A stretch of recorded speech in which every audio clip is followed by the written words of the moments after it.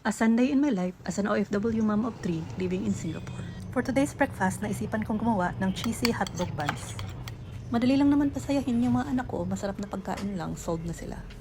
Mahilig din ako mag-experiment ng mga kung ano-anong pwede namin kainin. Super busy talaga ang buhay dito sa Singapore, especially pag weekdays sa trabaho at sa school. At pag weekends naman is mostly church activities at saka family bonding. For today's lunch is sinipag yung asawa ko at gusto niyang magluto ng Kapampangan cuisine. Kaya magluluto siya ngayon ng kilawing Kapampangan na may puso, kidney, liver at dila. Ayan guys, nagluluto na siya. Once in a blue moon lang nagluluto ang asawa ko kaya tiyak masarap ito. At dinagdag ko naman sa aming lunch ang pinaputok na tilapia. Ay nako, sira na naman ang diet at tingnan nyo naman, so yummy. Igigrill ko lang ang tilapia sa electric oven ng mga 20 minutes at paparisan ko siya ng ensaladang mangga. Super late na ako mag-edit ng mga Sunday videos ko kasi super busy talaga sa work, especially ngayon na talagang dadagdagan ng 4 na accounts ang hawak ko.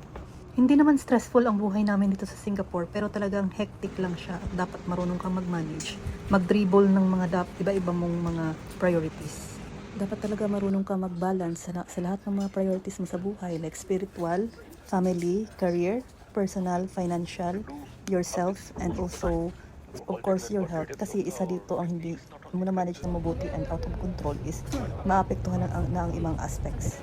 Ayan, tapos na yung mass dito at nag-bus kami papunta sa Wood Square para mag-dinner banding sa Sukiya, ang aming favorite Japanese fast food restaurant.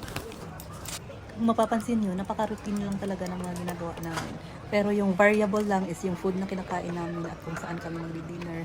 Iyon. At talagang masaya na kami doon at chill lang, simpleng buhay at preparing ourselves for the next week's activity. And yun lang. Good night. Bye-bye.